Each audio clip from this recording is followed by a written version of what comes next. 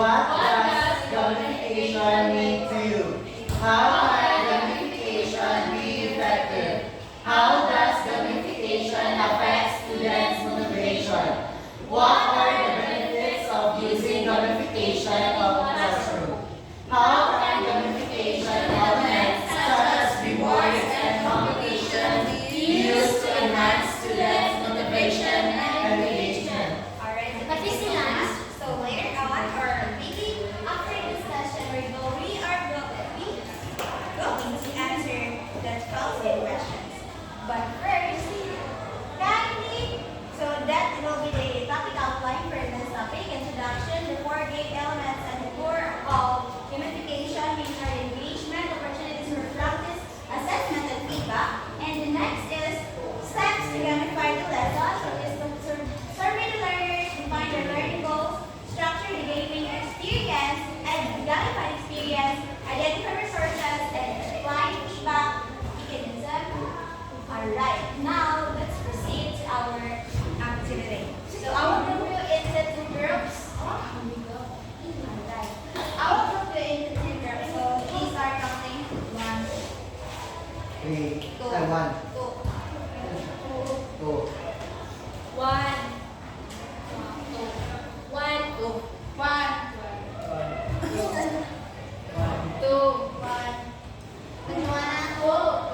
1, 1. So first is I will count it's group 1 muna.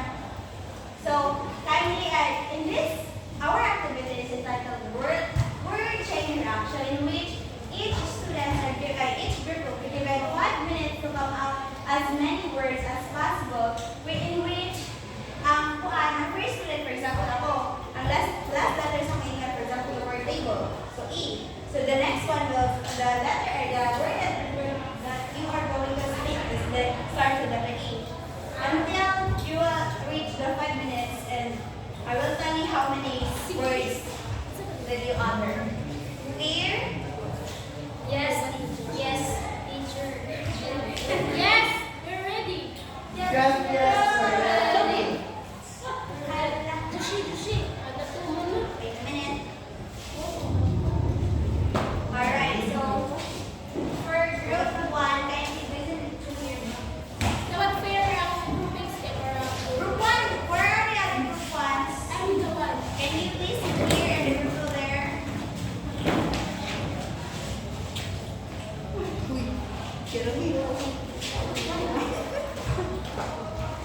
Again, review group 1.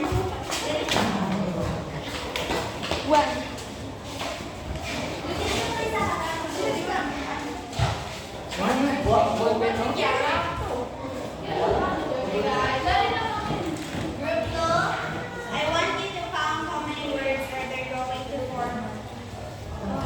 Okay, group 2, are you listening? Yes, teachers. Okay, you will have 5 minutes. Okay, so we will start with you. You will speak a word. Ito po nga, nasa last letter yung word. Wait, nun. Okay. Nasa last letter yung mga. At ano, po 5 minutes. So, sige lang ang word na istorya, okay? Okay. Timer. Start. Sweets. Yes. Speak a word na. Start with the S. Speak. Hand. Dog. G. Goat. T. Me. Word. Hi. What? Yours. Number S. Snake. E. Eagle. E. Elephant. T. H. Cover. R.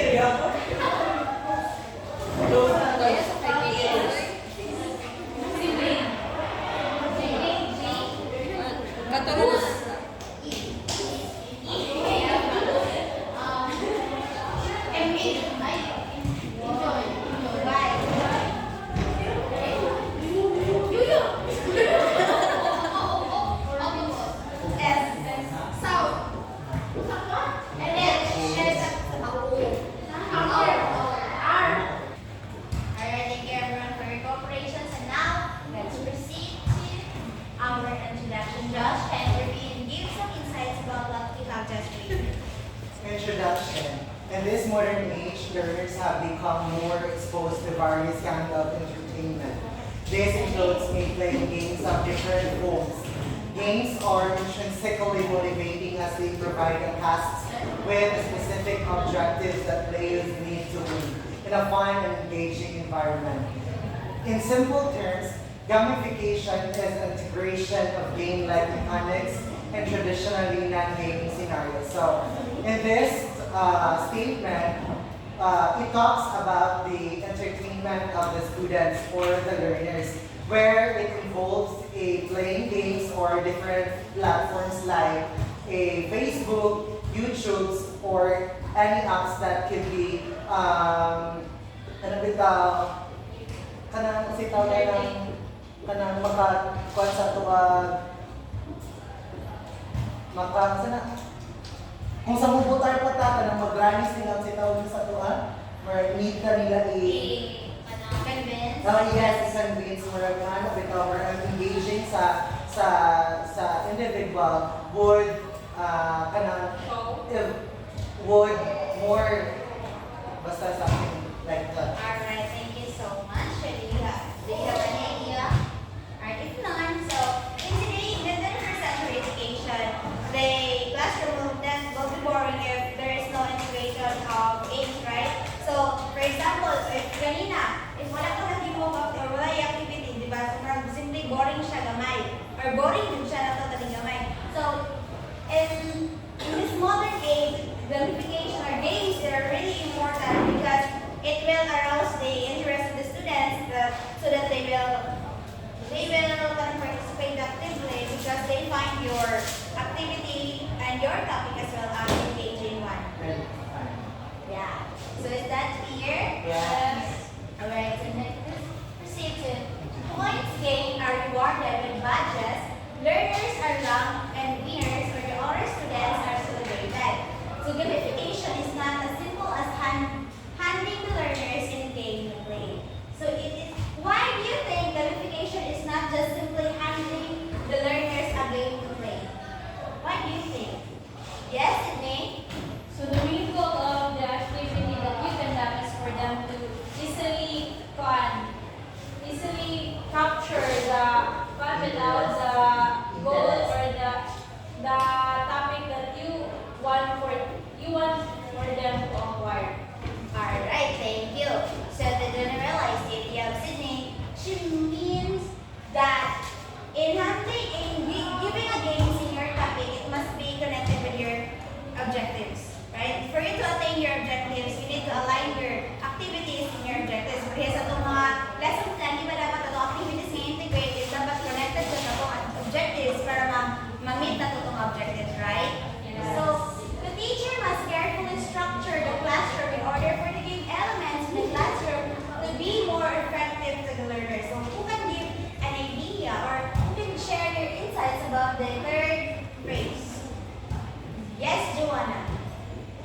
The third phrase, give your insights and your ideas. Third, this one, the third one. The teacher must okay. So the teacher must carefully structure the classroom in order for the game elements in the classroom to be more effective to the learners. So the teacher must make the classroom rules or clear classroom order to make the game effective and easy. Alright, thank you, John. You raised your hand earlier. Do you want to share your idea? So in my idea or my perspective, the teacher must carefully structure the classroom. So I think this type of carefully structured, it is one called the settings where you play in, or the settings where the classrooms are kanang stay calm, which the students can engage and have more fun with a learning process. Alright, thank you. So your ideas are correct. So the teacher must carefully structure the classroom in order for the game elements in the classroom to be more effective to learners. So for example, it talks about the structure, about the so para sa mga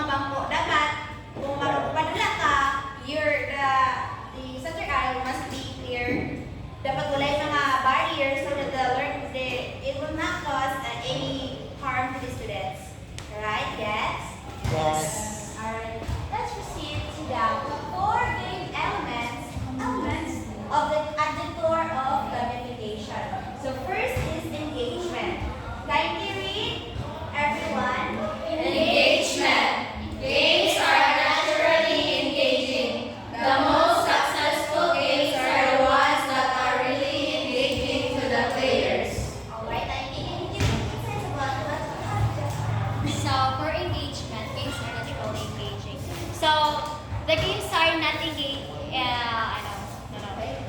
The games are not successful if it is not engaging. That is engagement. Alright, thank you. So she is right. The game is useless without any engagement. Kung nagaling nagbutang na game, para interactive, then nagbutang pa sila game, naging interactive, so why pa wala na nagbutang, right? So, dapat dyan, one of the elements of the core of the gamification is dapat engaging yung ihatag na activity. Next is opportunities for practice. This year, kindly read the Opportunities for practice. Games provide the players with the opportunities to practice what they have learned in the past and let them apply these learnings in new and creative ways. Okay, Rose, so I want you to point at someone who you wanted to explain or express their ideas in this phrase. 1, 2, 3, go! Kara. Many hands are pointed at you, Kara. So share your Opportunities for practice. So the games provide players with the opportunities to practice what they have learned in the past and let them apply these learnings in the new and creative ways. So opportunities for practice is like such as ganito ng trial in a game trial. It is a trial for a practice on you to apply in the real game situation. Alright, thank you so much. Who wants to give their insights? Naka? Alright, and so next is opportunities for practice. So as what Mr. Arrow just said, the students are given the opportunity to apply the lessons that they learned in the past in this current one, right? So pareho na siya sa atong motivation bitaw. For example, sa atong review is pareha sa akong topic sa math, diba? Akong review is keep counting by 5. Ang akong motivation is katong ipamaze mo sa board sa 5, 10, 15, 20. So bali ato, inyo ang na-learn sa past sa last meeting na to, na-apply ninyo sa ang bagong nga topic. So that's the opportunities for practice. Alright, next. Who wants to read and give some insights? I'm sorry, it's just a continuation. Sorry for the titles.